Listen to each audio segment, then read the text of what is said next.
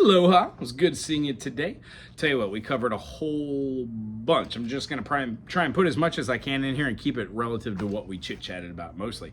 So, the idea for soloing comes from practicing, and the idea from practicing comes from learning your scales, and the idea for scales comes from learning your notes. Now, you've got a pretty fair assessment on what an F major chord is, what a G major chord is, C major chord, and a D major chord. So if all these were being inside of some progression like a...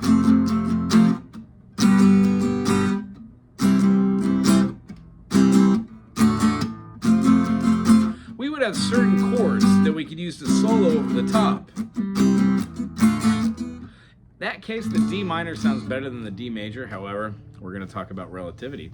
In the key of F, there is a C major as the fifth. F, G, A, B flat, C. When we play the chords, F major, G minor, A minor, B flat major, C major, D minor, and then our C7 makes our E diminished. You could also play it a couple different ways for a full diminished, half diminished. However, most of these times when you play like a 7 chord, C7, it works perfectly as an E diminished. Right back to F. F, G, A, B flat, C, D diminished, F. So the concept, if we're playing a progression, which is a F and a G and a C, is the G major inside F major? No, we have a G minor. In the D, do we have an F major? No, we've got an F sharp minor. So I know there's certain chords and certain scales that I shouldn't play over the top of this. With chords that don't naturally fit together, it makes for more intricate soloing. So, getting rid of that example, if we only had like a G major, C major, and a D major, we could say, cool, G, A, B, C, D, E, F sharp, G. So in the key of G, we've got a G major. Well, in the key of C, C, D, E, F, G, C major, D minor, E minor, F major, G major, we have a G major. In the key of D, D major, E minor, F sharp minor, G major. Boom! We just realized that G major feels good over this progression. Just any kind of way we play the G, C, D, our soloing could have our G, A, B, C, D, E, F sharp, G, A, B, C, D, E, F sharp, G. You can keep going all you want up and down. That's the whole purpose of learning this. So is the scale that I'm teaching you for G major, G, A, B, C, D, E, F sharp, G? Nah, not really. It's more or less like E, F sharp, G, A, B, C, D, E, F sharp, G, A, B, C, D, E, F sharp, G, A. Then we just move quadrants so we can keep going all the way up. All those notes are part of it. So 7 notes, schmevin notes. I still have E, F sharp, and G before I even get to my 1, so that's 2 extra notes. When we go all the way through a scale exercise, that's where our switchovers happen. Rather than playing that note, we play the note up here. Hence,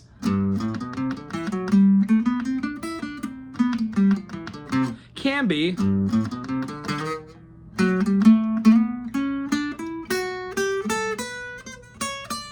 see how I move from one quadrant to the other? So the idea is we learn scales and notes just to get comfortable with what the notes are, and then we manipulate them. This will be the best advice I give you for this week or this month, hopefully. This is the one thing that nobody told me that I wish I would have done. In the beginning, you practice all of your concepts or practice through the ideas of the circle of fifths.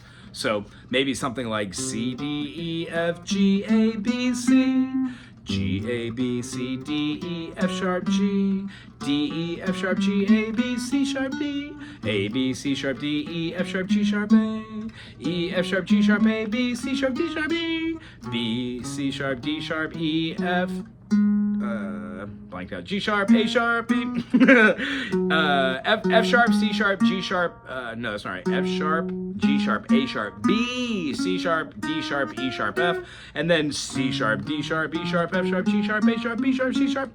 That is the circle of fifths, C, G, D, A, E, B, F sharp, C sharp. When we do that, that exhibits we can go through the process and it moves us along the fretboard. So we start seeing our fretboard differently. Yeah, seeing an F sharp major as this rather than seeing it as this is a huge step. And when we do that, we'll also see how this becomes an F sharp major. I digress. Circle of fifths, whether we're playing it up fifths, C, D, E, F, G, G, A, B, C, D, D, E, F, G, A. No matter what our mechanism is, it always ties together all of our concepts. So if we were today talking about 7 chords, you would do C, D, C, D, E, F, G, A, B, C. Drop the B to a B flat because that is our dominant 7th, the minor 7th, and that's our C7, G7, D7, A7, E7, B7, F sharp 7, C7. Great ways to see where these things are all over the fretboard. Playing a major 7 chord, how about this? C major 7, G major 7, D major 7, A major 7, E major 7, so on and so forth. You could also go back and forth. C major, F major, E flat major, A flat major, D flat major, G flat major, C flat major. Those all express our circle of force. F, B gates to a B flat to an E flat to an A flat to a, is that right? Yeah. B flat, my brain doesn't work at the end of the day, I'm sorry. B flat, and then I like to go to this E flat after here. So we have C, F, E flat, C, F, B flat, E flat. When we do our A flat jump here, D flat, G flat, C flat. Awesome possum. Off of the circle fifths, but that's a great way to practice. In the eyes of that 7 explanation, or looking for major thirds, or what a 5 chord looks like, you can do this for every single one of your chords, and it helps to associate your fretboard knowledge. Cool. So getting back to the soloing concept, when we're trying to move from one place to the other, we try to put together notes and phrases we know. So G major, G, A, B, C, C major, for sure. D. So both of the chords C and D are in the key of G. Wonderful, which means you can jam over D, E, F sharp, G, A, B. C sharp, however, is not in the key of G. G, A, B, C, D, E, F sharp, G, C, D, E, F. F sharp from the key of G is not in the key of C. So what we do is we realize if you take away that sharp or flat and you just make it a natural note, it becomes another key. Hence, if we were to put a C sharp and an F sharp in the key of G, we would have D Ionian. G, A, B, C sharp, D, E, F sharp, G. Well, that is called G Lydian. Has a raised fourth. 1, 2, 3, sharp, 4, 5, 6, 7, 1. Now that G Lydian would incorporate the F sharp and the C sharp. So when you're playing the D, it has all the notes. With the C major, you would have C, D, E, F sharp, G, A, B, C. Well, C isn't in the key of D. F sharp isn't in the key of C. So if you were to change this, it would ultimately alter the key of C completely. C sharp, D, E, F sharp, G, A, B, C sharp, D. You can think about it as playing a C major that has a sharp 1 or an augmented 1. I just prefer not to think of it that way. I prefer to think of it as I'm playing Locrian, D Locrian, or C sharp Locrian.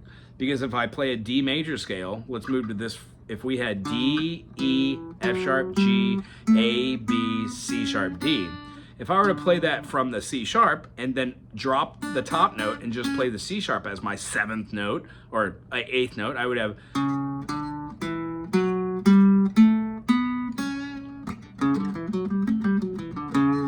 Hear how that is way different than D major. However, that is nothing more than C sharp Locrian.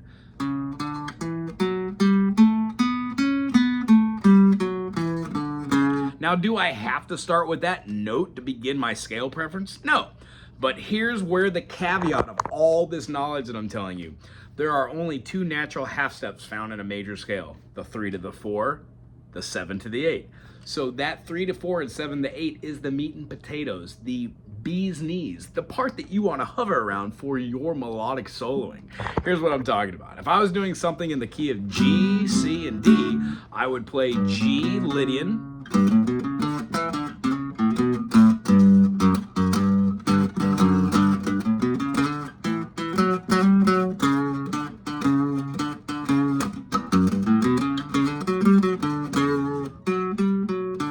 the two half notes that are there, F sharp to the G, and now our C sharp to the D, which is our Lydian, that's where I'm gonna hover to make the most sense out of what I'm playing. If I did not have that, G, A, B, C, well then I would use B and C.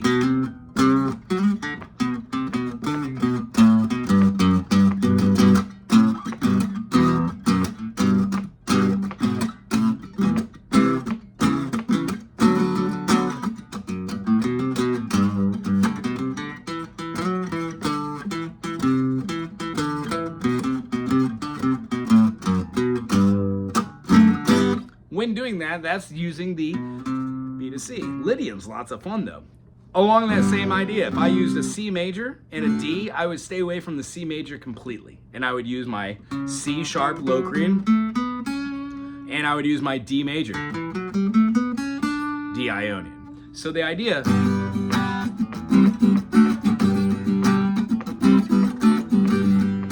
keep that in your head.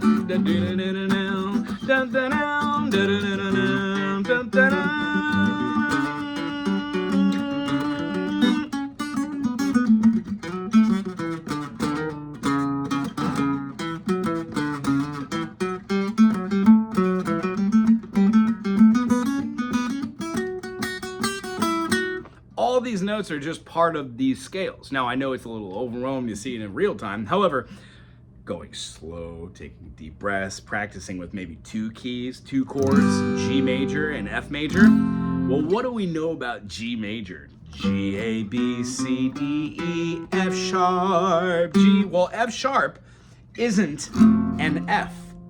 So, what does that make it? G, A, B, C, D, E, F. Huh. Do you necessarily have to play a G major to an F major to achieve Lydian? No.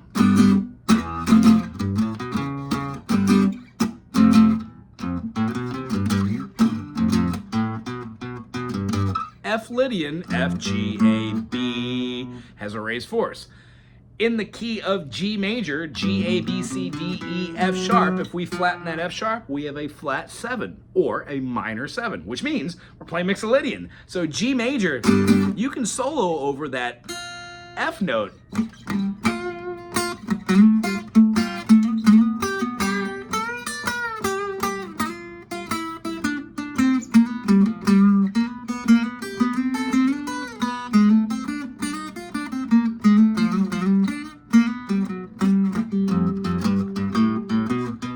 Lydian, F, G, A, B, C, D, G, A, B, C, F,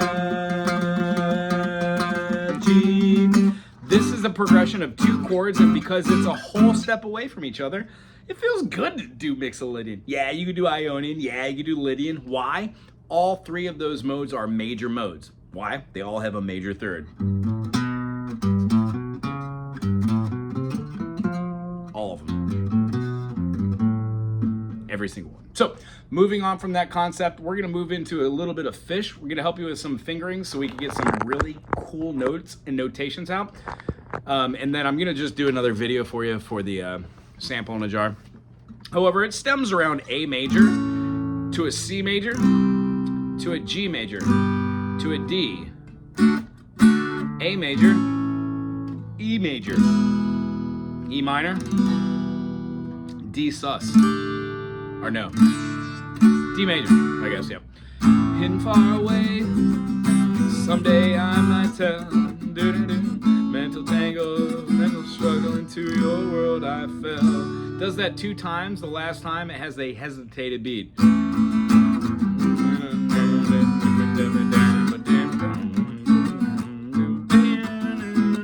Yet some of them have stayed. 1, 2, 3, 4. 1, 2, 3, 4, 1. A to D to E.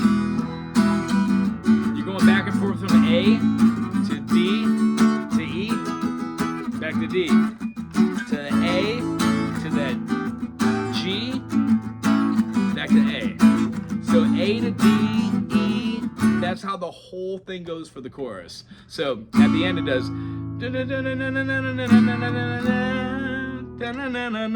going to take it up to the 12th fret.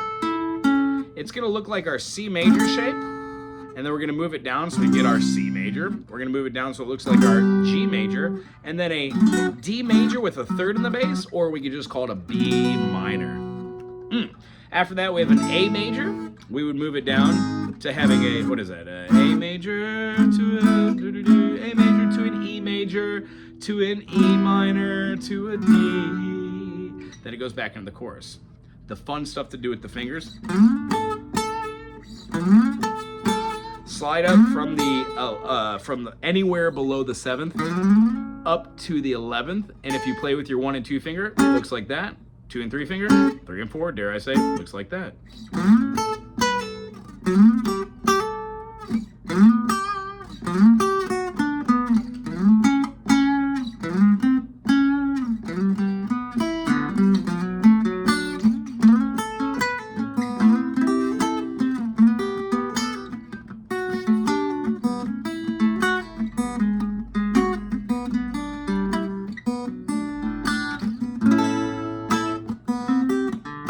Some song soloing idea?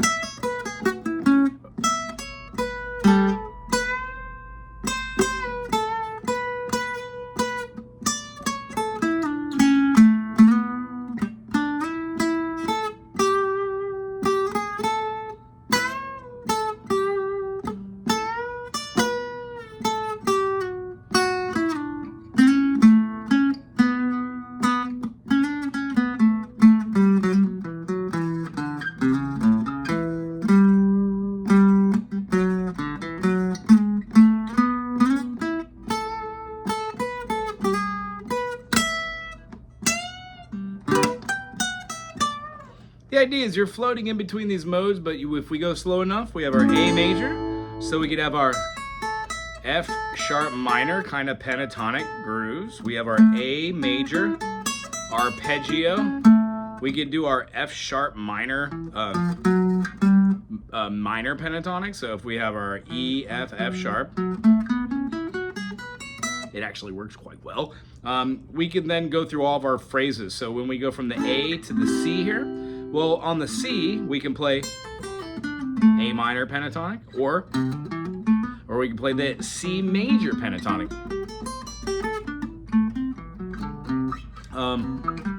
Again, we can do the C major pentatonics. When we get to the G major, you can play the G major all day long, or the E minor. So what we're looking at mostly are Ionian and Aeolian, which is why those are the two scales most people get plateaued on. For this week, I know that we had talked about playing Mixolydian. So what I want you to do is just hit some blues backing tracks. When you see anything that has a 7 chord in it, go crazy with Mixolydian. Again, circle fifths: C, D, E, F, G, A, B flat, G, A, B, C, D, E, F, D, E, F sharp, G, A, B, C. D, of course, I'm just not playing though. A, B, C sharp, D, E, F sharp, G. When you go through here and you could differentiate the difference between all your major 7ths and your minor 7 notes, it makes more sense to start seeing them as like a D major 7, D dominant 7, D, what is this? D major 7, D dominant 7, D6, D flat 6, D5. So we can go through all the different types of ways to form the chords in quadrants. And then the next step is being able to take like a solo from like C.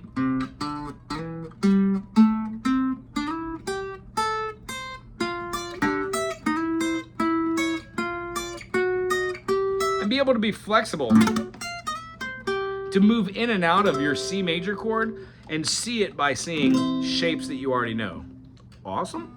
Hope this wasn't too long. The other thing is just the bullet point. Going over scales will be shapes and recognition. 2, all notes on the fretboard, once they're learned, help to have note memorization and chord ideas. And 3, you'll hear different voicings. You'll start naming things differently. So rather than naming this like an A minor with a C in a bass, you'll start hearing that as being a C6 or an A minor 7. Same thing with playing an E minor 7. I kind of hear that as being a G6. Just depends on where we play it at. which leads me to the last thing I want to leave us on. Just because a shape originates here and you know how to play it somewhere else doesn't mean that there aren't certain little things we do, caveats, that make them super groovy. So boring chords become really cool. Like D dominant 7 or D7, when we move it down, becomes A major 7. We have a B7, F sharp, A sharp. Nice. So when you see this, I have an F dominant here, F sharp 7. F sharp, B7, A major 7, D7. When we move them up, we would just have an F or a G7. C7, we would have our B flat major, and then we would have our D sharp diminished, or an E flat, not diminished, E flat dominant, or a D sharp dominant, D sharp 7, you know? Each one of these gets moved, and if we play with a bar chord, lo and behold, we do the same thing everywhere. So all the chords we learn down here, C major to a D minor, E minor to an F major, is tangible. If we're playing something like a E minor, A major, well, it makes sense if we do it here. It's a E minor, cha-da-da-da-da, and A major, da-da-da-da-da. That's the concept of moving up an E and an A, which we all are familiar with. Now it's time to work on the D major, D sharp major. Ooh, very hard. But the idea is once you got them, you got them. 5 minutes here, 5 minutes there. And then the last thing, as I said, I want to leave you on. This is a B. Not that last note, sorry. 1, 2,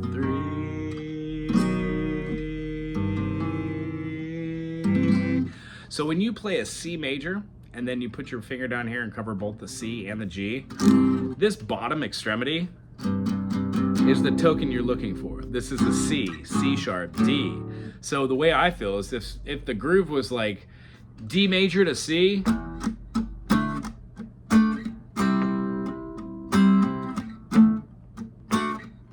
Stinkfoot, Zappa, or whatever.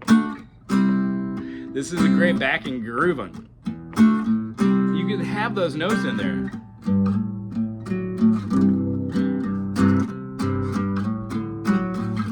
Listen to how gorgeous those are.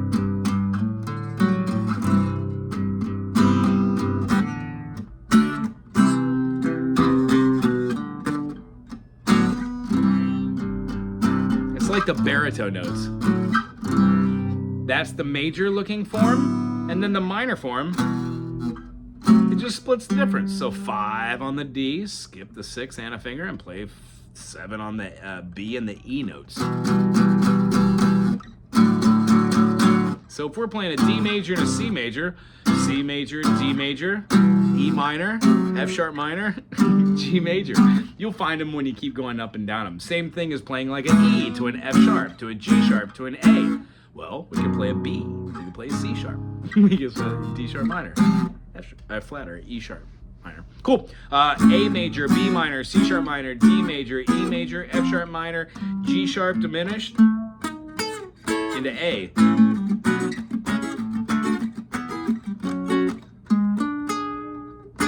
And then back to A again.